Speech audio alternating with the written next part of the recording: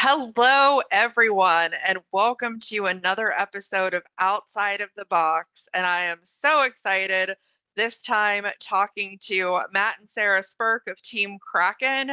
Welcome to the show, you guys. Thanks. Yeah, awesome. Thanks so much for having us. I've got my Kraken spirit as I'm wearing my tooth. Nice. I should have worn mine too. I got my Kraken shirt. Yeah, so I'm so excited. Such a fun team. Love the robot, love kind of the whole aesthetic that you guys have going on with your team. Kraken's been around since 2018. Crusher bot, which is kind of rare. You don't see a lot of those, which is it's always nice to see a bot that's very unique. And then of course you have your little narwhal bot to go along with it as well. So definitely one of my favorites. Awesome. Thank you so much. Yeah, thanks.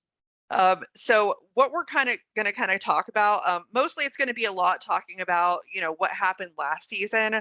But before we get into that, I actually want to talk about a different match from the prior season because I've been watching a lot of past seasons lately, and there was one match in particular that reminded me so much of a match from last season that I felt like I had to talk about it because it was kind of a good lead into that. And that was when you guys beat Witch Doctor. I'm sure our favorite match ever. Yeah.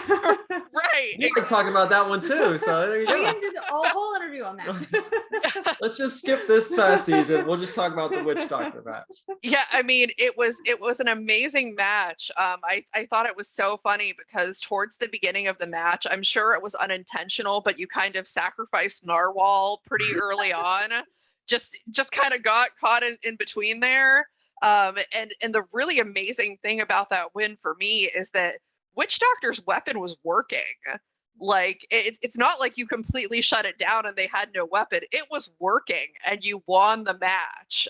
So I really want to talk about that one because I'm sure you still consider it the best match that Kraken's ever had.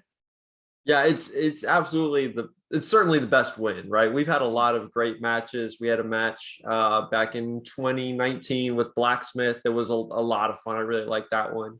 In the same year, we fought Huge when we beat Witch Doctor. That was for me, that was my favorite match, right? We lost, but it was just there was damage and we got that really crazy bite and the flamethrower actually worked for a change. So that was a nice change, but the Witch Doctor one absolutely was our favorite win. So yeah. Actually, here, I can get this. We have the tooth from their weapon.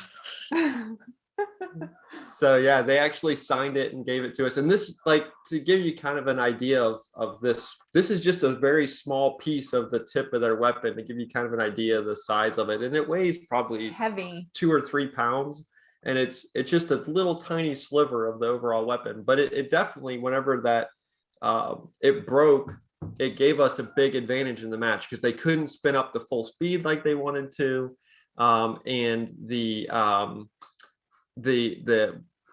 just couldn't land the hits like they could early on. They definitely were landing some hits. They tore some chunks out of the lower jaw, but they couldn't take a big chunk out of it. Yeah, I mean, I know that they did mention that a little bit after the match, as far as a reason why things didn't go the way that they had hoped. But I mean, it was still really impressive, that happened, and I was particularly so excited because I realized that spinners, whether they be verticals or horizontals, are like that they're it in the sport. That's really the favorites. So for a bot like Kraken to go in there and be able to get the win was pretty phenomenal. Yeah, we were certainly huge underdogs, and we went into that one we went in with some confidence, right? Because Kraken is a really good shape for fighting a bot like Witch Doctor. That long nose, that's what she was designed to beat. Right. She's designed to beat 4-wheel drive vert spinners with a small diameter disc on the front that we can get in the jaw. I mean, that's kind of the bread and butter of who we want to fight. And so we had some confidence, but at the same time, Witch Doctor the season before was the number 2 runner up. they were without Bite Force there, they were the clear favorite to win the Giant Nut that year. And so for us to kind of go in there and get a huge upset was awesome. And that really was a big feather in our cap for that one, for sure. Yeah, definitely. Because I had watched that match and then was, kind of going back to last season and looking at the matches. And for me, obviously the result was different. But your very first fight against Rotator reminded me a lot of that. It just didn't quite go the same way. Even the beginning with Narwhal kind of getting wedged in between and then getting destroyed, at first, was very similar to that match. And then the unstick happened. And after that, everything kind of went a different direction. Obviously, Kraken's teeth got ripped out, and it's probably pretty hard to do much once that's gone.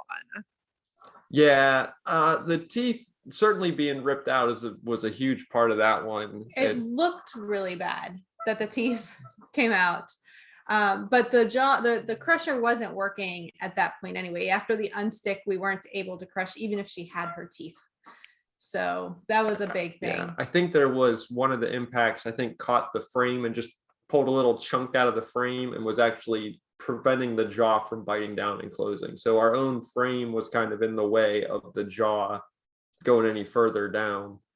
And then the air tank exploded.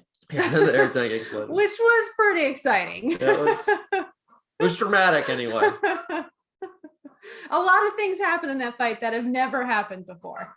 Yes. Yeah, and also one other thing that I wanted to talk about, and I mean, I'm probably going to end up talking about this with so many teams because it's such a common theme and a hot topic, but the whole aspect of the crab walking. When I watched that match, I was like, I mean, kind of, but it looked like you had some control. It's very subjective, from one person to another, whether they think that's control or not. And I kind of want to get your take on that because I probably asked this to all the teams. Do you think that is a good rule to have, or do you think if the bot is moving, then the match should continue? Yeah, that's our opinion. If the bot is moving at all, you got to go in and finish it off. Yeah, take the subjectivity out. It shouldn't be a decision that the judges or the refs have to make. If the bot's moving, if your bot can only crab walk and you think your robot's dead, then stop moving. Yeah. But if you're moving, then the other robot can attack you. And they should. Attack you. So, and I mean, for the record, they didn't show it in the episode, but the refs did try and count us out on several occasions once we lost one side drive. And we crab walk a lot. So what happens when you have two wheels? Yeah. And they're both exposed. But so they've tried to count us out before, and I always point out, I'm like, hey, no, I'm going towards them, or I'm going towards the blue square, or I'm going here, and they can kind of see that the bot is making a directional motion in the way that I'm wanting it to go. I clarify where I'm trying to get to, and then I go there. And so then it's like, okay, clearly he is translating because he's crossed a portion of the arena, maybe not quickly or efficiently, but he has gotten there, and he has gone where he said he's going to. So it is controlled. It's not random, So there's been several times where they've started to, I need to see more motion than that. I need to see controlled motion. I'm like, I'm going over here. I'm going to the red square. I'm attacking. I'm going towards them. And we've avoided a few countouts a couple times with just kind of communicating with the refs real time while it was going on. So is that's something that they are fine with the teams explaining what they're doing to better help them make a decision? I don't know if they're always consistent with it, and there's two refs, and so there's some obviously discrepancies between the two refs calling the match. Some of them might see controlled translation up different than others, but that's what we've used in the past, and it's been helpful, And there's they've in the hijinks match this past season, we got caught on our own eyeball at one point, and the kill saws popped up and cut the wire that was holding the eye, and kind of popped us off the saw. But they had actually started a count out on us at that point, and we were 8 or 7 at some point when those saws popped up, and we were able to kind of wiggle around after that and stay in the match. So yeah, I mean, it's certainly not been consistent. I like We haven't ever been count out though. For crab no, walking. not for crab walking. If we're crab walking, we avoid the count out usually. But there's other teams that have been crab walking as well as Kraken, if not better. You know, Ribot this past season got counted out for a similar crab walking, and you could clearly see they crossed a significant portion of the arena. So it hasn't been consistent. I like the idea that, hey, if a robot's moving, if it's getting outside of, just spinning in a circle, that's if it can translate at all, it should be, the fight should continue. And if you have the advantage and your opponent is weakened on one wheel, you should be able to press in and finish them off at that point. So that's my opinion, but we benefited from it. So it's we're going to continue to try and push for rules that help us. I think just anything that takes the decision out of the ref's hands and just makes a clear line of either black or white. You're either moving or you're not moving, and that just makes it all more fair for everybody. Yeah. Right. No, that's kind of how I've always felt too. And actually, I don't know if it's just that, that's become more of an issue the last couple of seasons, because honestly, I was watching the 2019 season 4, and I saw a lot less of that. That was probably the most destructive season of BattleBots that I've ever seen. There were more robots that got torn apart like that than ever. And people were very aggressive that season and didn't just like hold back and wait for the other robot to die. So I thought that was kind of interesting. Yeah. One of the, and if you look at some of the really early seasons, like the original ABC seasons and stuff, season 1, season 2, and you compare those robots to the robots that are fighting today, and it is, in just that short amount of time, what was that, 2015, 2016? Yeah. To now. So you're talking, 5-6 years, those robots would get massacred by the robots in this year's field. And the teams have learned so much about materials and motors and motor controllers and just how to set their machines up for success. And the ways that teams lost in those early seasons doesn't happen anymore. Everybody's like, for us, each drive is fully independent. So in order to take Kraken out, you have to completely destroy the left side and the right side, because we will always have at least one system working, and the weapon is on a third system, right? So, you've got to destroy multiple systems. 4-wheel drive bots oftentimes have, the left front wheel is its own system. It's got its own battery, receiver, power switch, motor controller, motor. It's all completely independent. And so for like a 4-wheel drive robot, you would have to take out all 4 corners before you could fully disable that robot. And that wasn't that way back in the original ABCs. There was one power switch for the weapon and one for the drive, and that was your whole robot, and you had one battery pack for the drive and maybe one for the weapon, or maybe they shared, so you could disable an entire robot with one lucky hit, and you're not going to get that same thing's not going to happen anymore, because the bots are so much better than they were just that short time ago.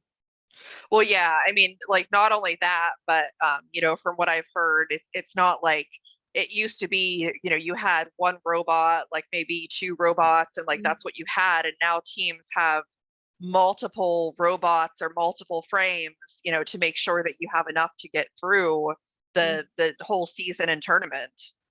Yeah, it's pretty rare now to find a team that only has one bot there and they have to repair it. It's certainly more common to have 2 or 3 robots, or even more. Some brought more frames than that. We bought 3 this year. Yeah, so that's certainly the way it goes, which is, it kind of makes sense, right? You've got to carry all these spares to get through multiple matches anyway. You might as well just put all your spares together and make another robot, Yeah.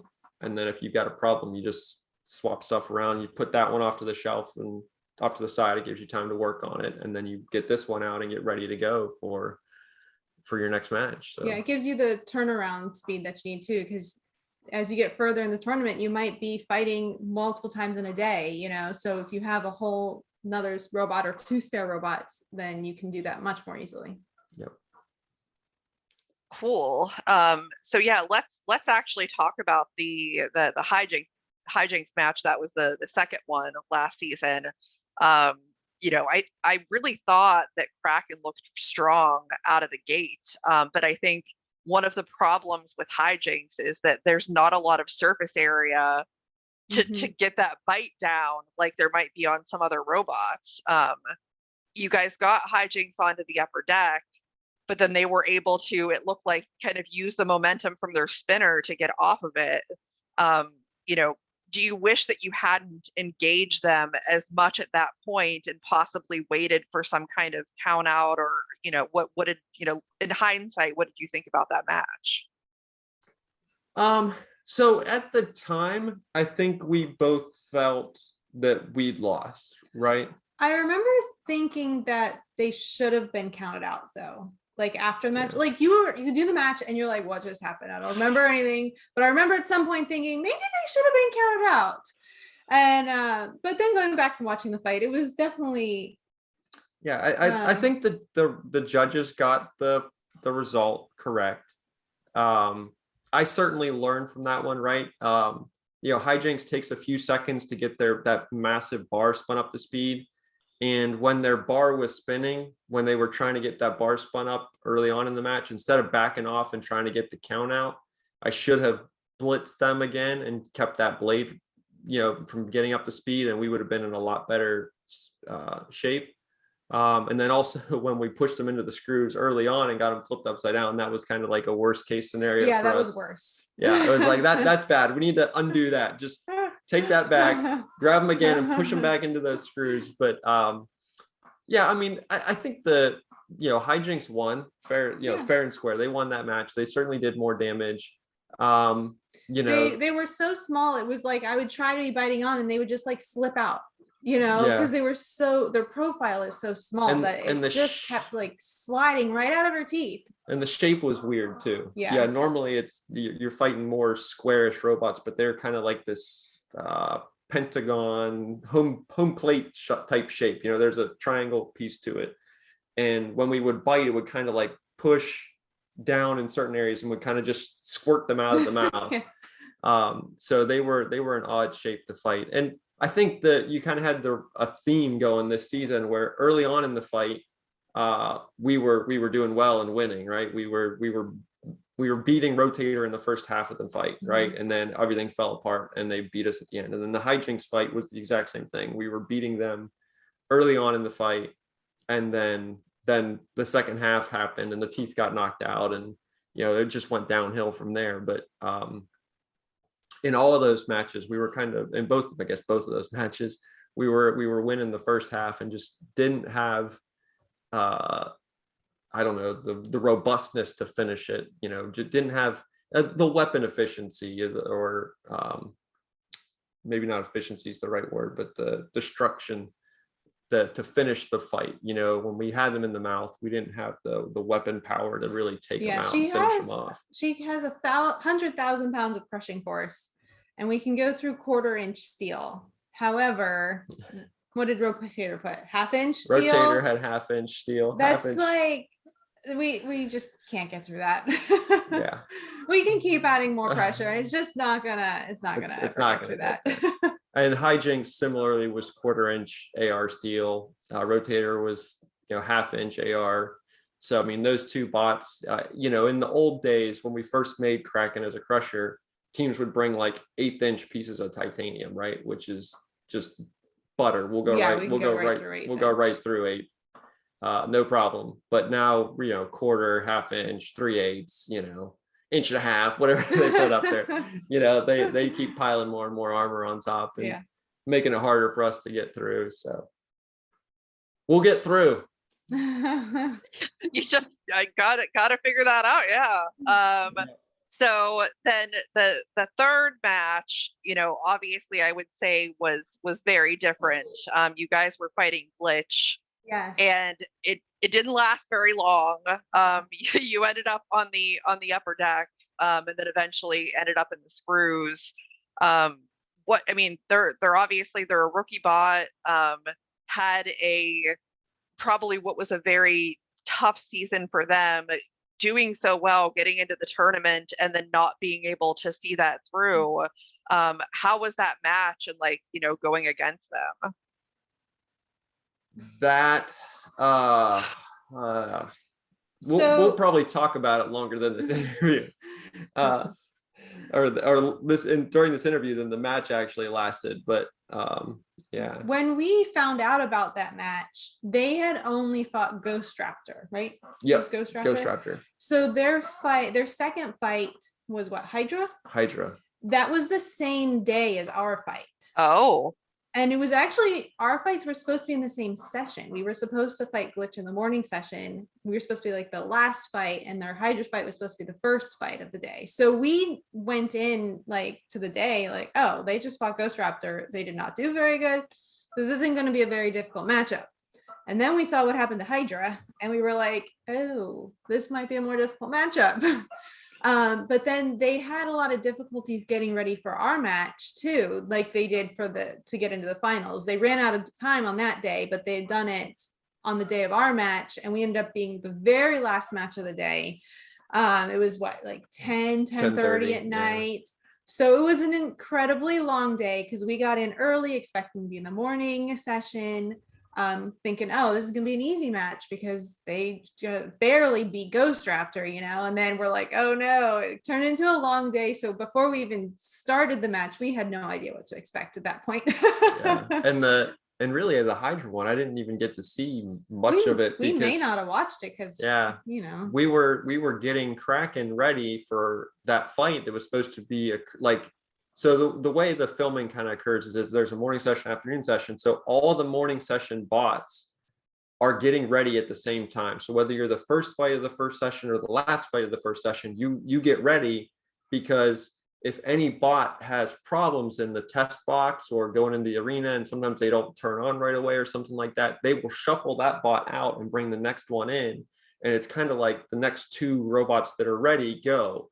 So we were like, okay, we found out basically at 3 a.m. we had a fight that day. So, okay, we're fighting Glitch. I'm trying to find anybody that's got any intel on Glitch, because they're a rookie team. They've had one fight against Ghost Raptor and struggled with their drive. And it was like, okay, so we've got all the information we can get.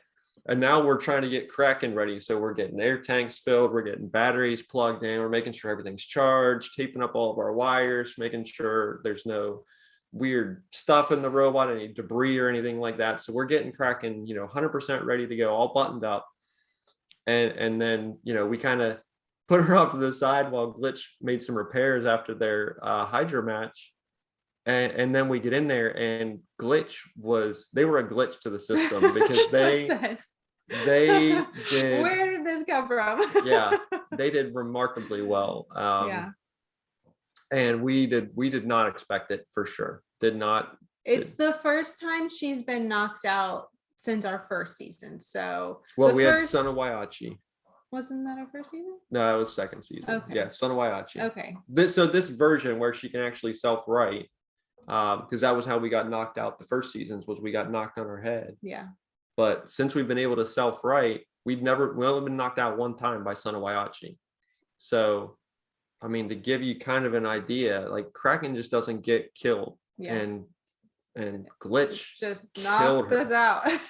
Fast. It was fast too. I think it was it a minute? Do we make it a minute? I don't remember exactly. Yeah. I don't even know if we made a minute in that match. I think it was a minute 22. Okay. Yeah. It wasn't 3. Yeah. It's not 3. We did not get that. We're used to 3. Yeah. We're used to those judges' decisions. Yeah. Absolutely. So it was wild. Yeah. And hats off to them. They had a great season. Really unfortunate they weren't able to get it turned around. And I think that's where the rookie side of it came out. They tried to do too many changes between, hey, you got this robot that worked that took out Hydra. You got this robot that worked that took out Kraken. Clean it up, dust it off, and put it back in for Witch Doctor. And I think they were trying to make some changes, trying to get some different motors in, build a second chassis up so that they had spares for the tournament. And they kind of lost track of what was putting the first thing first, right? Which is getting a robot that works and can fight and can compete. and that's a that's a lesson learned for a rookie team. And so disappointing for them, I'm sure, to not be in the tournament, but they had a great They season. surprised us with how good they were. Yeah, they'll be a force next year for sure. Yeah. And speaking of next year, I mean, I know that we still don't know anything about when that's going to happen, or who's going to get in, who's not going to get in. But at this point, is there anything specific that you're doing with Kraken to kind of prepare for that possibly? We're changing her completely. Yeah, we are. We've decided that based on the judging, the scoring, it's not really possible for us to win. As a crusher, we just can't score those damage points. Like I said before, they're putting 1/2-inch steel on. We're never gonna get through 1/2-inch steel. So we've decided we need to have a weapon that can make more visible damage, so we can get those damage points. Yeah, we certainly, the control and the aggression was kind of where we made our bread and butter. But we knew whenever they changed the scoring guide, because it used to be a 3-2-2 when we first made Kraken, 3 for damage, 2 for control, 2 for aggression. And I was like, I don't mind giving up all 3 damage points, because I know I can win both points for control and aggression. So that's 4 points there, and it doesn't matter what they do with damage, I can win. And as long as I can tank the hits, I can beat them. But when they switch to a 5-3-3, now it's like, all right, well, now I have to dominate control to get 3 points, but realistically they're going to split it 2 and 1. They rarely give 3.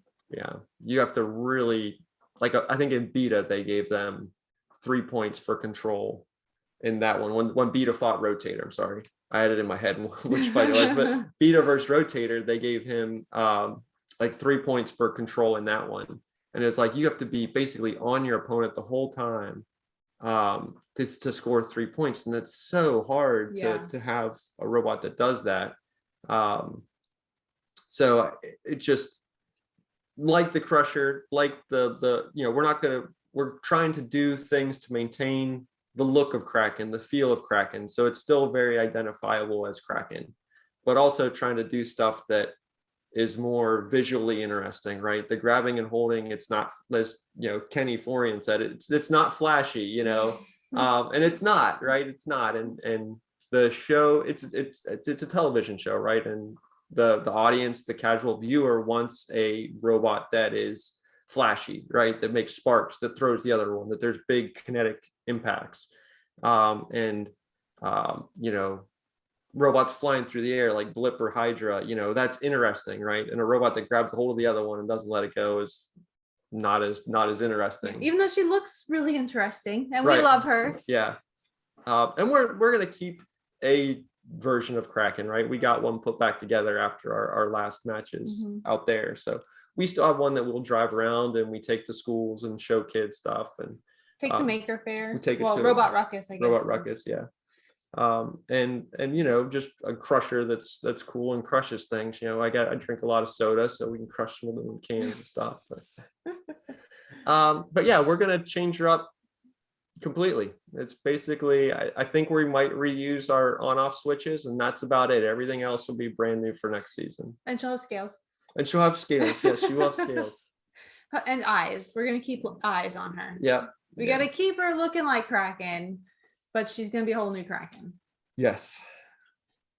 Yeah, and I may be like an odd BattleBots fan. I mean, for me, like, sure, the spinners are great, they're very destructive, but I don't want to see just that. I like the variety, because for me it's interesting. I'm really curious, because I mean, I've been watching BattleBots for a long time, but the only other real crusher that I can remember in recent memory is Quantum. I recently just watched the one match where Quantum put so many holes in Duck that, like, I've never seen before. I'm just curious, like, if you know anything about Quantum, and in what ways was that robot different than Kraken? Yeah, so Grant and James Cooper are the builders behind Quantum. Great builders.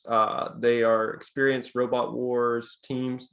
They actually made the house robots for the Robot Wars. So very good builders. They made that robot originally for the Chinese show King of Bots, and then they made a new version for BattleBots that was Quantum. So they had Spectre at King of Bots and Quantum at BattleBots, and we talk a lot. Them and Jerome from Petunia, the Crusher Bros, right? So there have only been 3 Crushers since kind of the reboot. I guess the early version of Chomp too in the ABC seasons had an electric Crusher. Yeah. So, but they went to the way of the hammer.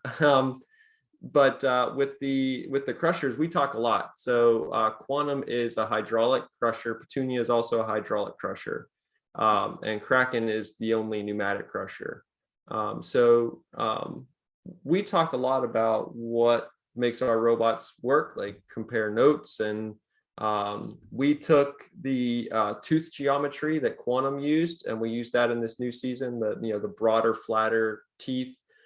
Because we did notice they were able to bite through. We fought a common opponent in Blacksmith, and they were able to bite through, and they got, notoriously got stuck on Blacksmith.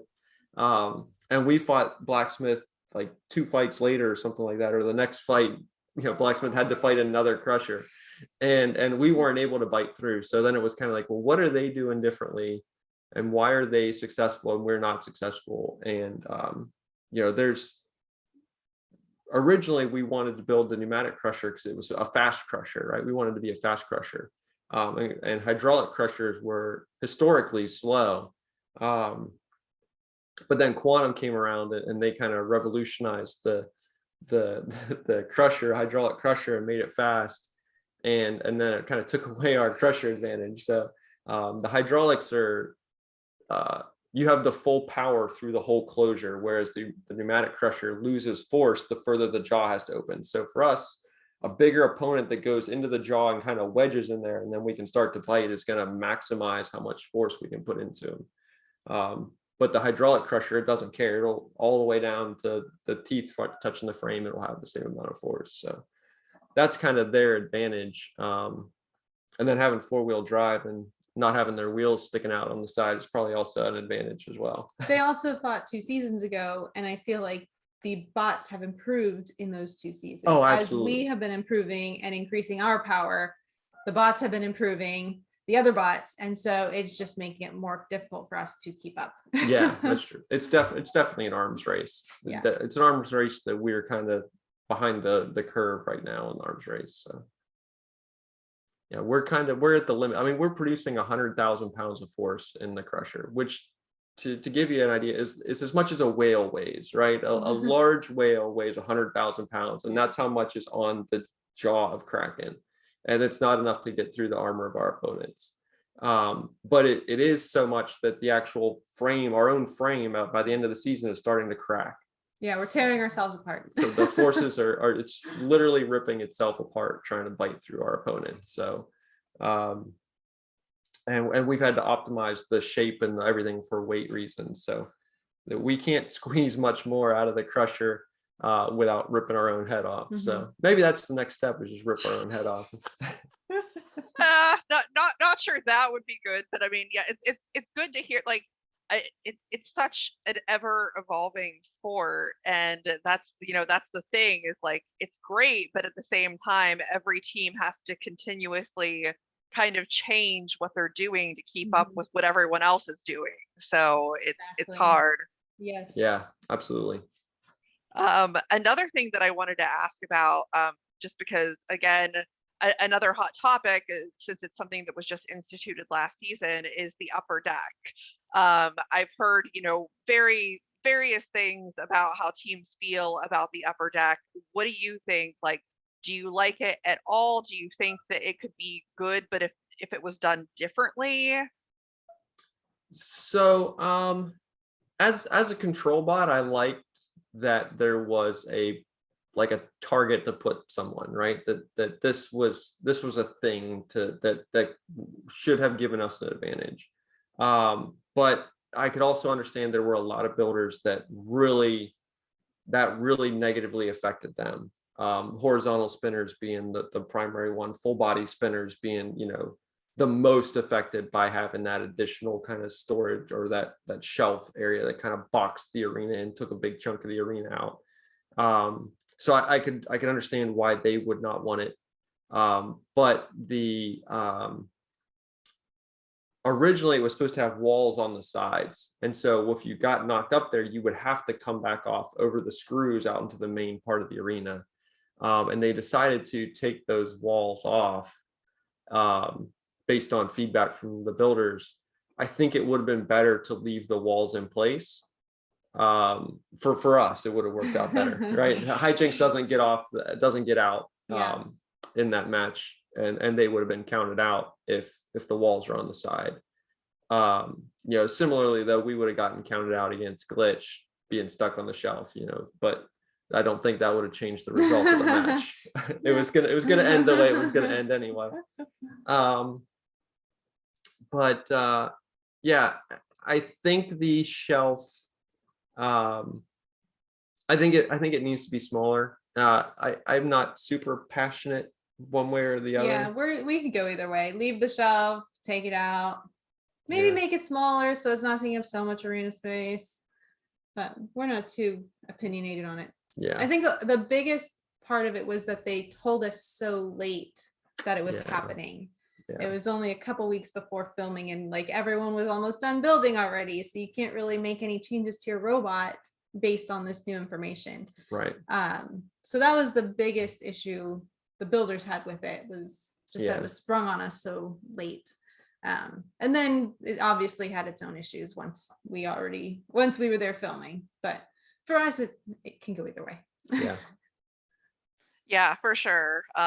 I mean, it'll be interesting to see. I know after last season, the BattleBots folks said that they're going to take a look at a lot of different things and see what might need to be changed for the next season.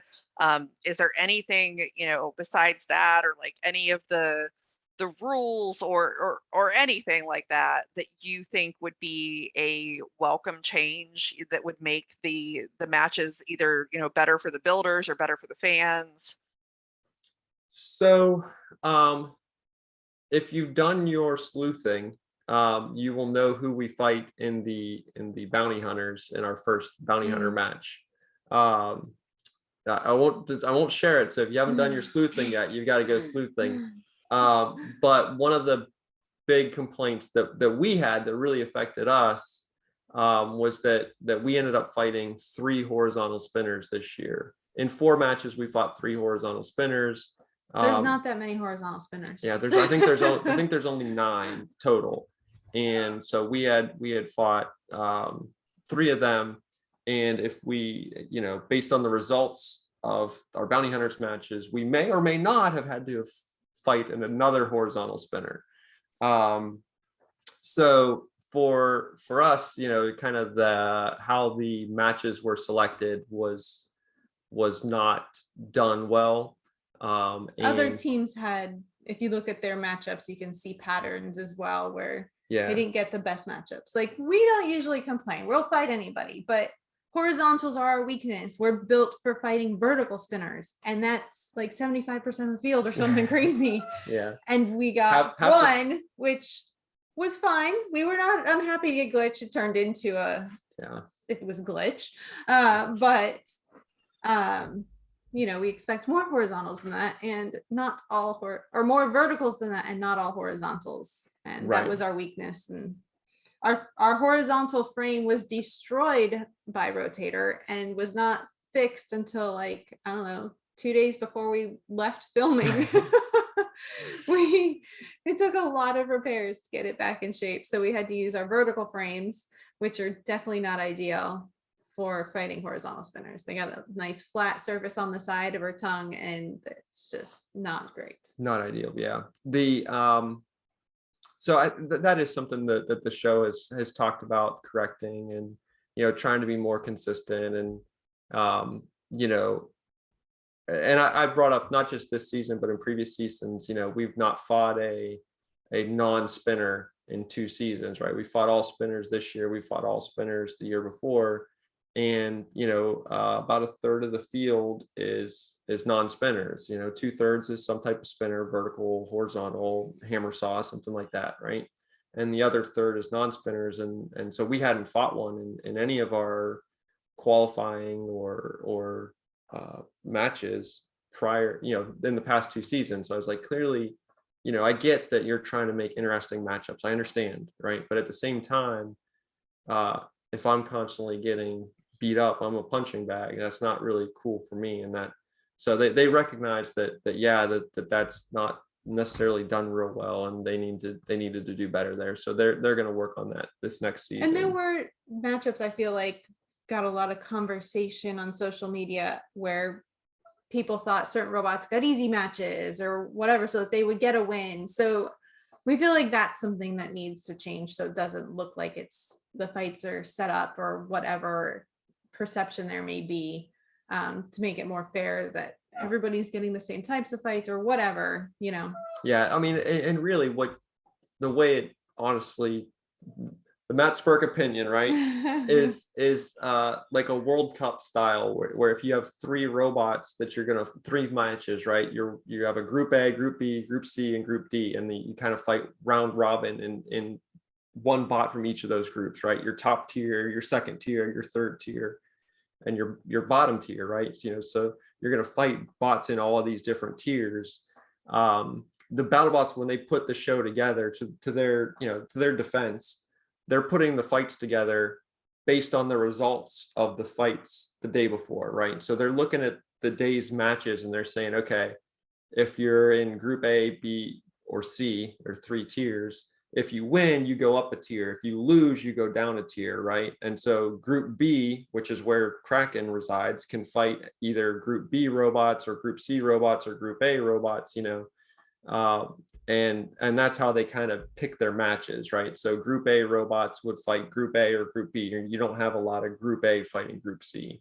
And if you lose, you kind of go up a group. If you win, or if you lose, you go down. If you win, you go up. And so they're using that kind of mentality to pick matches, and then they're trying to find interesting fights inside of that.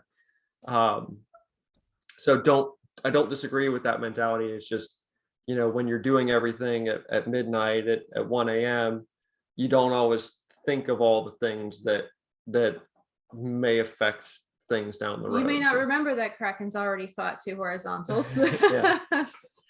So yeah, and so that's one of that was probably our biggest complaint from this past season, and we've talked to the production group about that, and they recognized it and realized it and apologized for it, and it's something they're going to work on and fixing. So they are, BattleBots, to their credit, is receptive to the builders, and I genuinely think they do try and do the best they can for the builders. So I think they do try and look out for us, and they listen to our feedback and things that we're really passionate about. Like we're not really passionate about the shelf, so they don't call us about the shelf. We're like, well, whatever. Us specifically, yes, us, but other they builders have put out surveys to the builders. What do you guys think about the shelf? What should we do about the shelf, so that we can give them as a group our feedback, and they can go from there. Right. Awesome. I'm just curious because I know I've heard different things from different teams. Like I know Scorpios, at one point obviously very much wanted to fight Tombstone. There's other teams that have robots that they're like, I really would love to fight that robot. Is there any robot that Team Kraken has not gone against that you're like, I would love to have that match? Not Tombstone. Before this season, I'd say Tombstone. We really want Minotaur. Minotaur, yeah. We've a good always, vertical spinner. Yeah. Yep. And like the ideal shape for going in Kraken's mouth and being bit. And I'm pretty sure their top armor is 1/2-inch aluminum. So we've tested that, and we can get through 1/2-inch aluminum. So they probably would pile up. They probably would. Yeah, they put a piece of cord. Hey, rotator, can we get your 1/2-inch steel? Tape it on the top or something, But no, I think that would be a fun match. The Minotaur team is so much fun. They're great guys that are on that team, and they're a lot of fun. and it's just so passionate, so much energy, and you know, I think I could really feed off that energy. And also, I'd like to fight Mad Cat. I was gonna say Mad Catter because you guys would have so much fun. Oh yeah, Martin and I would have a blast. I mean, does he have that level of energy all the time? So he turns it up to 11 on the show, you know, but he actually, when you're talking to him, extremely intelligent, extremely polite, just a really he's just a happy-go-lucky guy, right? So I think that part of it, he's just happy to be there, happy to be a part of it. That part of it is doing it for fun. It's there, and that's correct, right? That's what comes out on television. But the kind of the smack talking side of it and everything, like that's fun. That's just for fun. Yeah, that's not serious. So I think I'd have a lot of fun smack talking with Martin. So you'd have lots of cat jokes. Oh yeah, so many cat jokes. Who knows? Maybe that will happen. I always like to think that, you know, there's a lot of different folks in the BattleBots forums, and maybe someone will see the podcast and be like, hey, we got to make this happen. So oh yeah. But yeah, so I mean, I'm definitely really looking forward to next season. You know, obviously want to see Kraken there, and very eager to see any new changes that you make to Kraken, and see how that goes. Yeah, especially like watching the past seasons and seeing how robots have evolved over the years, Kraken included in that, to see like kind of the next step would be really exciting.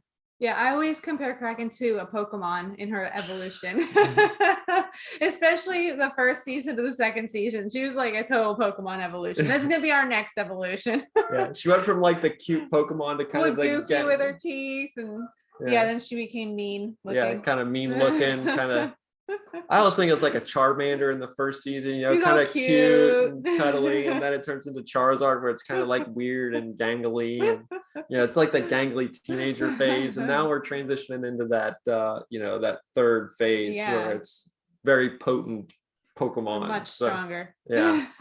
And we will still have Wally. Wally will be coming back no matter what Kraken looks like. Yeah. More robust, faster Wally too. What? Well, it's so funny though that you say that, because you know, I'm a huge Pokemon enthusiast, and I'm pretty sure that the first time I ever saw Kraken, I was like, that's a Pokemon. So yeah, that's one of the highest compliments that I can say. So you know, yeah, we'll take that one. That's how we view her. You know, that's the mentality that we have, was we're designing her and building her and everything. Is, you know, we joke that, you know, we probably spend more time, she does, I should say, correctly positioning and orienting the scales. I spend a lot of time on the scales. No one else may touch them except the 2020 season. I wasn't out there and they had to do the scales. Yeah, that's why they don't look as good as last year. But yeah, so we joke that we probably spend more time getting the scales lined up just the way we want than other teams spend designing their whole drivetrain. So that's so funny. Well, I'm really excited about it. You know, gonna have to wait a while. Although at this point, I am very much trying to plan to go to Vegas whenever that happens, to actually be there, because never been before. It's something different. It's totally different than watching on TV. Oh, it's wild. Yeah. Yeah, for sure. So I mean, you know, at least if I can do that, I can see some matches, and then gonna have to wait till whenever it comes out on TV to see all the rest of the stuff. Yeah. So that's how it is for us too. I mean, we're there the whole time, but we don't see all the matches. Even like purposely, we don't watch all the matches, because otherwise you get home and you've seen everything. Yeah. I try and watch every one of them. Okay. Well, I don't remember them even if I do watch, because there's a lot of matches. Yes. It's a lot of work. It's a busy day. Busy 2 weeks. Yeah.